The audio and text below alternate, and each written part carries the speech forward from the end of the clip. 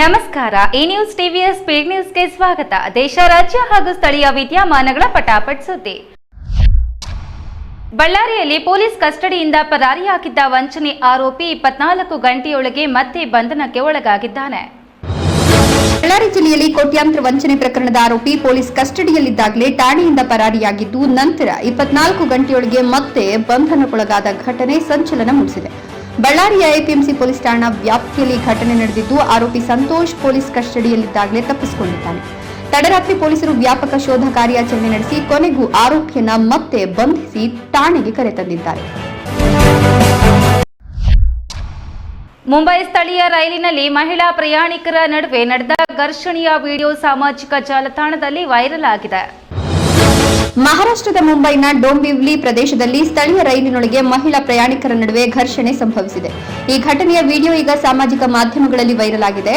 ಠಾಣೆಯಿಂದ ಅಸಂಗಾವ್ ಕಡೆಗೆ ಪ್ರಯಾಣಿಸುತ್ತಿದ್ದ ಸ್ಥಳೀಯ ರೈಲಿನಲ್ಲಿ ಜನದಟ್ಟಣೆಯಿಂದ ಕೂಡಿದ್ದ ಬೋಗಿಯಲ್ಲಿ ಪಕ್ಕಕ್ಕೆ ಸರೀರಿ ಅಂತ ಹೇಳಿದ್ದಕ್ಕೆ ಈ ಗಲಾಟೆ ನಡೆದಿದೆ.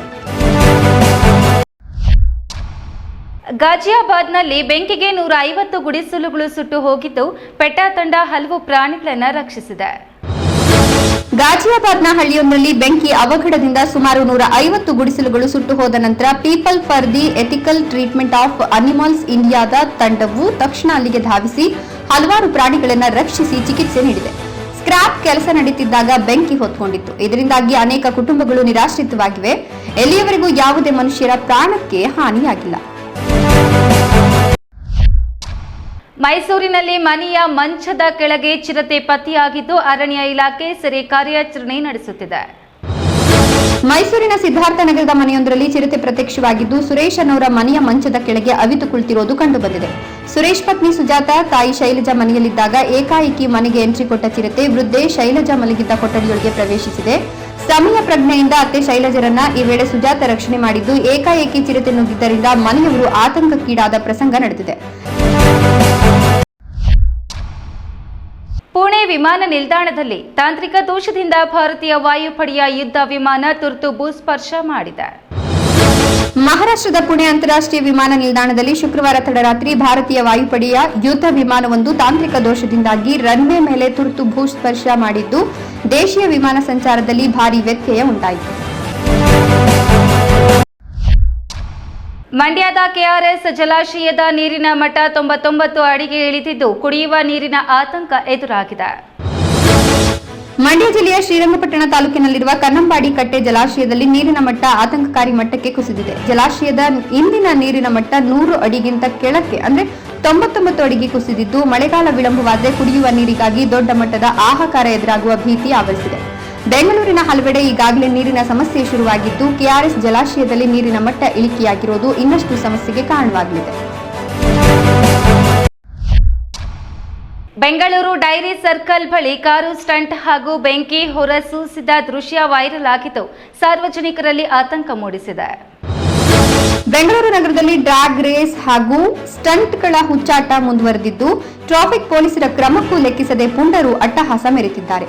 ಗುರುವಾರ ರಾತ್ರಿ ಸುಮಾರು 9:30 ವೇಳೆಗೆ ಡೈರಿ ಸರ್ಕಲ್ನಿಂದ ಜಯದೇವ ಆಸ್ಪತ್ರೆ ಕಡೆ ಸಾಗುವ ರಸ್ತೆಯಲ್ಲಿ ಕಾರೊಂದನ್ನು ವೇಗವಾಗಿ ಓಡಿಸಿದ ಚಾಲಕ ಭಾರೀ ಶಬ್ದ ಮಾಡುವ ಮೂಲಕ ಸಾರ್ವಜನಿಕರಿಗೆ ಆತಂಕ ಉಂಟು ಮಾಡಿದ್ದಾನೆ. ದಕ್ಷಿಣ ಆಫ್ರಿಕಾದಿಂದ ತರಲಾದ 4 ಚೀತಾಗಳನ್ನು ಬೆಂಗಳೂರು ವಿಮಾನ ನಿಲ್ದಾಣದಲ್ಲಿ ಸ್ವಾಗತಿಸಿ ಬನ್ನೇರುಘಟ್ಟಕ್ಕೆ ಕರೆದೊಯ್ಯಲಾಗಿದೆ. ಕರ್ನಾಟಕ ಅರಣ್ಯ ಸಚಿವ ಈಶ್ವರ ಖಂಡ್ರೆ ಅವರು ಮಧ್ಯರಾತ್ರಿ ಕೆಂಪೇಗೌಡ ಅಂತಾರಾಷ್ಟ್ರೀಯ ವಿಮಾನ ನಿಲ್ದಾಣದಲ್ಲಿ ದಕ್ಷಿಣ ಆಫ್ರಿಕಾದಿಂದ ತರಲಾಗಿದ್ದ 4 ಚೀತಾಗಳನ್ನು ಸ್ವಾಗತಿಸಿದ್ದಾರೆ. ಕಲಬುರಗಿ ಕಾರ್ಯಕ್ರಮ ಮುಗಿಸಿ ಹೈದರಾಬಾದ್ ಮಾರ್ಗವಾಗಿ ಬೆಂಗಳೂರಿಗೆ ಆಗಮಿಸಿದ ಸಚಿವರು ನೇರವಾಗಿ ಸರಕು ಸಾಗಣೆ ವಿಭಾಗಕ್ಕೆ ತೆರಳಿ ಬನ್ನೇರುಘಟ್ಟ ಮೃಗಾಲಯಕ್ಕೆ ತರಲಾಗಿರುವ ಈ ವಿದೇಶಿ ಅತಿಥಿಗಳನ್ನು ಬರಮಾಡಿಕೊಂಡಿದ್ದಾರೆ. ಐತಿಹಾಸಿಕ ಮತ್ತು ಸಾಂಸ್ಕೃತಿಕ ತಾಣಗಳ ಮಹತ್ವ ಸಾರಲು ಇಂದು ವಿಶ್ವ ಪರಂಪರೆ ದಿನವನ್ನು ಆಚರಿಸಲಾಗುತ್ತಿದೆ. ಭಾರತ ಸೇರಿದಂತೆ ವಿಶ್ವದ ಹಲವೆಡೆ ಐತಿಹಾಸಿಕ, ಸಾಂಸ್ಕೃತಿಕ, ವೈಜ್ಞಾನಿಕ ಹಾಗೂ ನೈಸರ್ಗಿಕ ಪ್ರಾಮುಖ್ಯತೆಯನ್ನು ಹೊಂದಿರುವ ಹಲವಾರು ತಾಣಗಳಿವೆ. ಈ ತಾಣಗಳು ಮಾನವ ನಾಗರಿಕತೆಯ ಸಾಧನಗಳು ಮತ್ತು ಪ್ರಕೃತಿಯ ಅದ್ಭುತ ಸೃಷ್ಟಿಗಳನ್ನು ಸಂಕೇತಿಸುತ್ತವೆ. ಅಷ್ಟೇ ಅಲ್ಲದೆ ಈ ಐತಿಹಾಸಿಕ ಕಟ್ಟಡಗಳು, ಸ್ಮಾರಕಗಳು ನಮ್ಮ ಸಾಂಸ್ಕೃತಿಕ ಪರಂಪರೆ ಮತ್ತು ಇತಿಹಾಸದ ಪ್ರಮುಖ ಭಾಗವಾಗಿದೆ. ಈ ಅಮೂಲ್ಯವಾದ ಐತಿಹಾಸಿಕ ಮತ್ತು ಸಾಂಸ್ಕೃತಿಕ ಪರಂಪರೆಯ ರಕ್ಷಣೆ ಮತ್ತು ಮಹತ್ವದ ಬಗ್ಗೆ ಜನರಲ್ಲಿ ಜಾಗೃತಿ ಮೂಡಿಸಲು ಪ್ರತಿ ವರ್ಷ ಏಪ್ರಿಲ್ 18ರಂದು ವಿಶ್ವ ಪರಂಪರೆ ದಿನವನ್ನು ಆಚರಿಸಲಾಗುತ್ತದೆ. ತುಮಕೂರಿನಲ್ಲಿ ಹಳೆಯ ದ್ವೇಷದ ಹಿನ್ನೆಲೆ ಕಾರು ಮತ್ತು ಬೈಕ್ಗಳಿಗೆ ಬೆಂಕಿ ಹಚ್ಚಿದ ವೈದ್ಯನನ್ನು ಪೊಲೀಸರು ಬಂಧಿಸಿದ್ದಾರೆ. ತುಮಕೂರು ಜಿಲ್ಲೆಯ ಕೊರಟಗೆರೆ ತಾಲೂಕಿನ ಕೊಳಲಾಲದಲ್ಲಿ ಹಳೆಯ ವೈಷಮ್ಯದ ಹಿನ್ನೆಲೆಯಲ್ಲಿ ಕಾರು ಮತ್ತು 2 ಬೈಕ್ಗಳಿಗೆ ಬೆಂಕಿ ಹಚ್ಚಿದ ಎಂಬಿಬಿಎಸ್ ವೈದ್ಯ ನಾಗಭೂಷಣ್ ಹೆಚ್ಆರ್ನನ್ನ ಕೊರಟಗೆರೆ ಪೊಲೀಸರು ಬಂಧಿಸಿದ್ದಾರೆ. ತುಮಕೂರಿನಿಂದ ಪೆಟ್ರೋಲ್ ಖರೀದಿಸಿ ತಂದು ಮುಸುಕು ಧರಿಸಿ ಕೃತ್ಯ ಎಸಗಿದ್ದ ಆರೋಪಿಯನ್ನ ಸಿಸಿಟಿವಿ ದೃಶ್ಯಾವಳಿಗಳ ಆಧಾರದ ಮೇಲೆ ಪತ್ತೆ ಹಚ್ಚಲಾಗಿದೆ. ಪ್ರಕರಣ ಸಂಬಂಧ ಆರೋಪಿಯನ್ನ ಬಂಧಿಸಿ ಜೈಲಿಗಟ್ಟಲಾಗಿದ್ದು ಪೊಲೀಸರು ಮುಂದಿನ ಕ್ರಮ ಕೈಗೊಂಡಿದ್ದಾರೆ. ಈ ನ್ಯೂಸ್ ಟಿವಿಯ ಸ್ಪೀಡ್ ನ್ಯೂಸ್ ಜೊತೆಗೆ ತಪ್ಪದೆ ವೀಕ್ಷಿಸಿ. ಈ ನ್ಯೂಸ್ ಟಿವಿಯ ಮುಖ್ಯ ಸಂಚಿಕೆ ರಾತ್ರಿ 8:30ಕ್ಕೆ.